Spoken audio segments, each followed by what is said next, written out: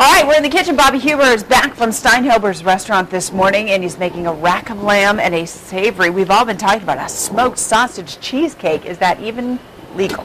That is Sounds definitely too legal. good to be legal. And like everything I do, everything is a component, and you can use them separately. You can use them together. I mean, everything you'll see today is, you know, this. Everyone says I do a lot of ingredients, but they all have seven components. Okay. So right now, what we're doing, we've got a little of Edwards and Sons smoked Surrey sausage. Oh, perfect. I was with Sam Edwards about a month ago touring his facilities. I've always promoted Surrey Edwards products, and I love them to death. And if you can smell the sausage going crazy. Of course we can.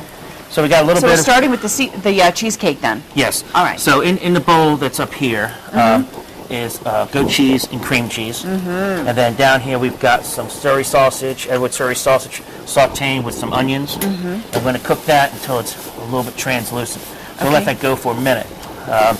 Actually, we'll add some stock to it right now. A little sherry. Is this kind of a side dish? It can be a side dish. It could be a main dish. I'm going to cook these in these little ramekins that we use. You can use you know regular porcelain ramekins. Right. You can put it into a cake pan. You can do it into a cheesecake mold and just cut it and serve it warm for brunch. Right.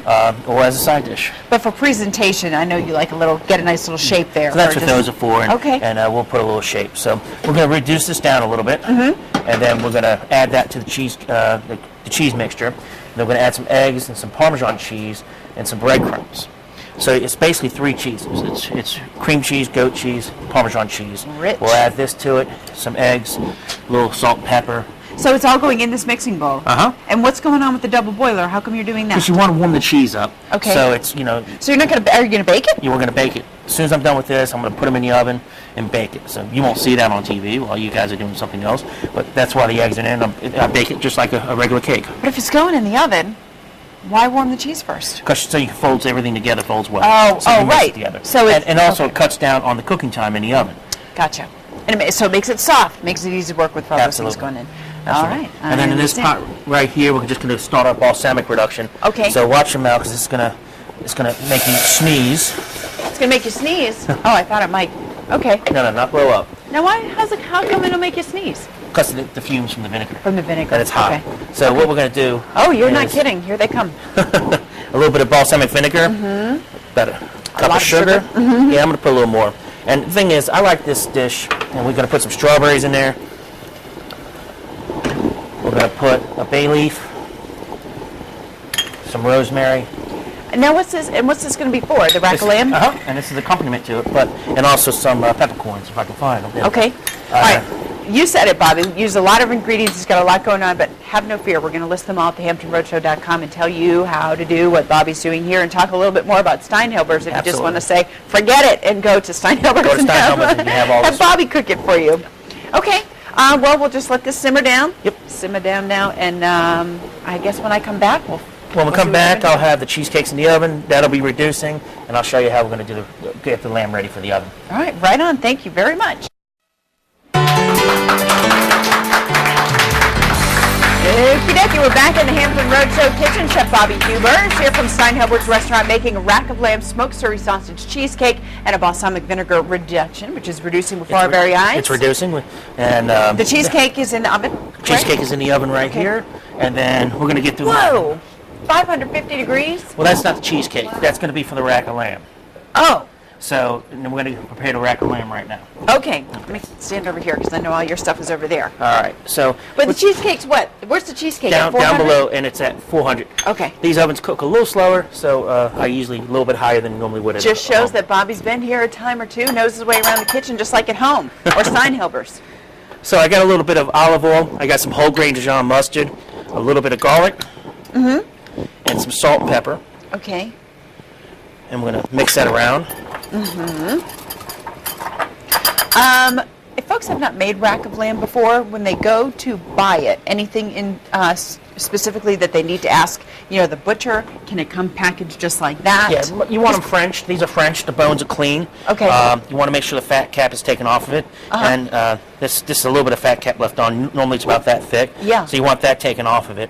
And most of all, you want to make sure it's fresh. I've seen them kind of sealed up in tight, like, plastic Yeah, pouches. those are usually imported lamb racks from New Zealand or Australia. These are Colorado. Made in the USA. Made That's in the nice. USA. So what we're going to do with this rub is we're going to rub the outside of this. Just massage it in a little bit. Both sides I like to do. And up front here.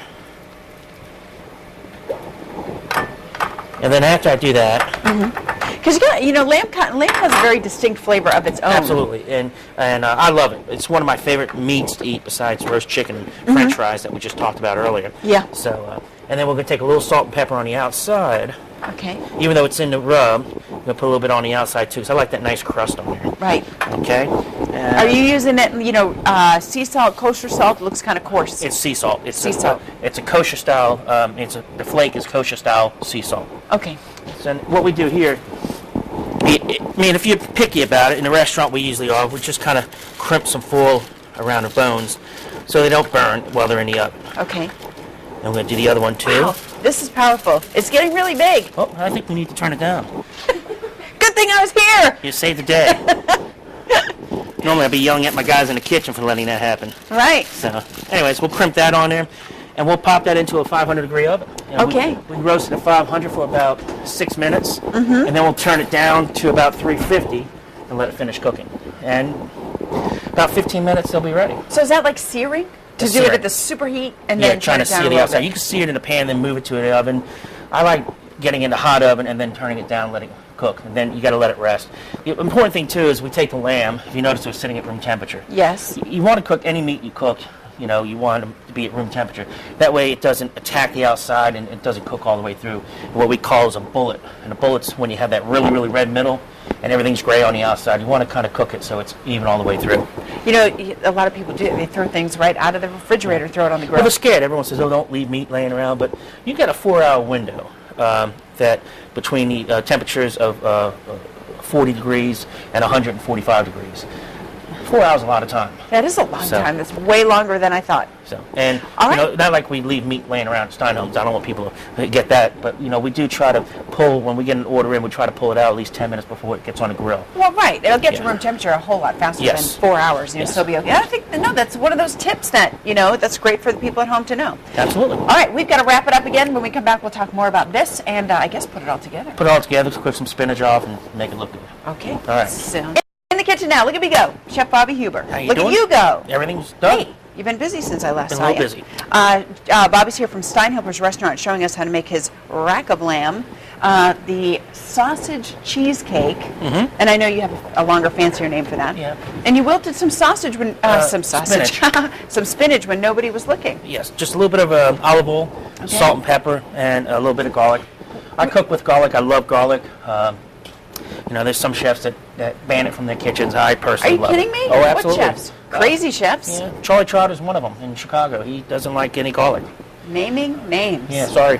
Now he's going to sue me. You got to use a lot, when you're planning for, say you're planning a dinner party, you want to make spinach, you've never done wilted spinach in the pan before, people need to throw in a lot. They lot need of to know spinach, it yeah. disappears. That was about 4 really big handfuls right Yeah, there. yeah. So it just wilts really quick, and but it's much better than using frozen. Frozen's good for making like pies and stuff like that. But, Dips and things like that, But maybe. this fresh is nothing better than that. All right, well, I want to see how you're going to put this all together. Sure. I'm going to back up. All right, we're going to put a little cheesecake down, which pops right out.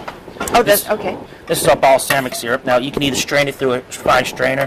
I like leaving it chunky like this. Yeah. And it's great on ice cream and strawberries. And I proved that the other night. We had a gluten-free vegan come in, and she wanted the dessert. So I did some chopped strawberries tossed in this syrup. And my waiter, one of my servers was like, "Oh, that's gross." And then he ate some. I said, "Try it." And he's like, "That's the best dessert I've ever had in my life." So that's a simple plating right there. We're going to cut a double bone chop. And you notice there's no bullet there. It's cooked the same all the way through. Yeah. And then Only just the very, very edge has a different color. Yep. What was truly on the outside in the oven. just a little spinach. Very simple. Aww. And this will actually be on a menu for Easter. Yeah. And that's, kind of why I picked lamb, because Easter's coming up soon. 3.5 weeks. You got Easter, you got Mother's Day Day. coming up, and Steinhelper's is just, it's just the kind of restaurant where people go and celebrate those family occasions. I mean, forever. How long has Steinhilber's been around? It's been there since 1939. Yeah, I mean... And, you know, this is our 72nd year right now, and we're still doing, you know, everything's made from scratch, everything's cooked to order. Of course, we're famous for the fried shrimp that's been around since 1939. We've got a phenomenal wine list. It's just that location. I mean, you're back in a neighborhood, you're yeah. on the water, the patio is nice. I mean, it's like being in a big old house. The patio, we're getting ready to open for the season again. It's the best place to eat outside anywhere in this area. The patio, Jeannie, who does all the flowers for us, is just absolutely incredible. Is the little owl still in the tree? The Steiny is not still in the tree. We had we an don't owl. have to talk about it anymore if something bad happens. No, I didn't cook them. I didn't cook the owl.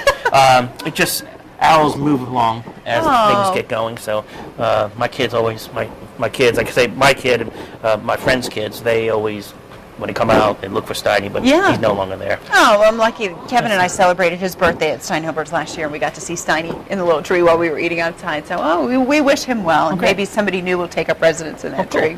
Well, this would be great. A red wine, which I got right here. This is, if you want to grab that, this is a Fess Parker. I'm a fan of Fess Parker, and this is actually Ashley's Vineyard Pinot Noir. That's Fess Parker's daughter. Fess passed away last year. He was David Crockett, Daniel Boone. But it goes perfect with that. And like I said, we have an extensive wine list. We just redid it. Okay. You can find anything you want there. All right. I want that. We're going to try it in just a few minutes right now. We're going to kick it back to Jeremy.